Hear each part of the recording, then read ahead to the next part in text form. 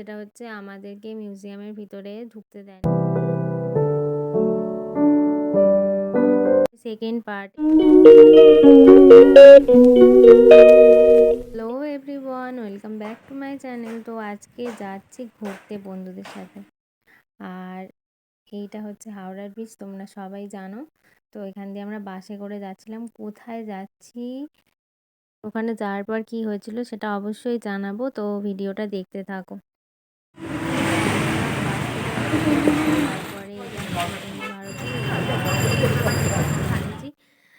আর এই যে ঢুকেছি, তো আমরা 22শে শ্রাবণ গেছিলাম, কিন্তু জানতাম না যে এরকম একটা ব্যাপার হবে। সেটা হচ্ছে আমাদেরকে মিউজিয়ামের ভিতরে ঢুকতে দেয়নি, সেই জন্য সবাই খুব অবাক হয়েছিল যে আজকের দিনেও ওখানে আমাদের ঢুকতে দেওয়া হয়নি। কেন দেওয়া হয়নি সেটা সত্যি আমাদের কাছে অজানা।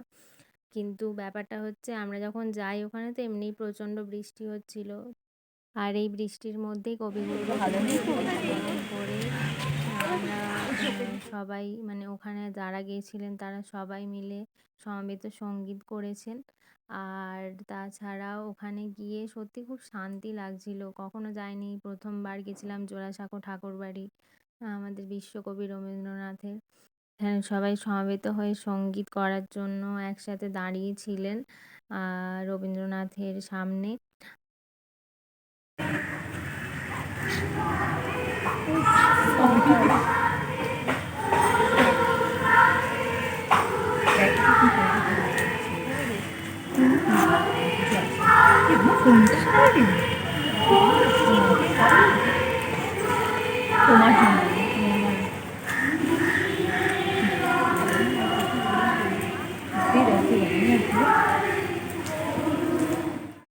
তো খুব জোরে বৃষ্টি পড়ছিল বলে আর ওখানে ভিডিও কন্টিনিউ করতে পারিনি। তারপর আপাতত এদিকটা ঘুরে ওই সামনে ভিতরের দিকটাতে এখানে একটু ঢুকতে দেওয়ার জন্য অনুরোধ করতে ঢুকতে দিয়েছিলেন।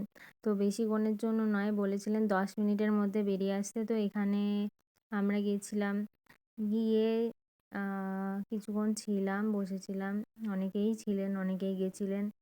তো সবাই খুব অবাক হয়েছিল যে আজকে 22শে শ্রাবণ কেন আমাদেরকে ভিতরে ঢুকতে দেওয়া হচ্ছে না।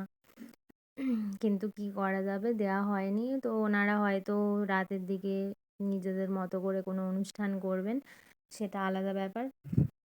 কিন্তু সবাই খুব আশা করে গেছিল। তো যাই হোক, এইভাবে আজকে এইখানটা আমরা ঘুরেছি।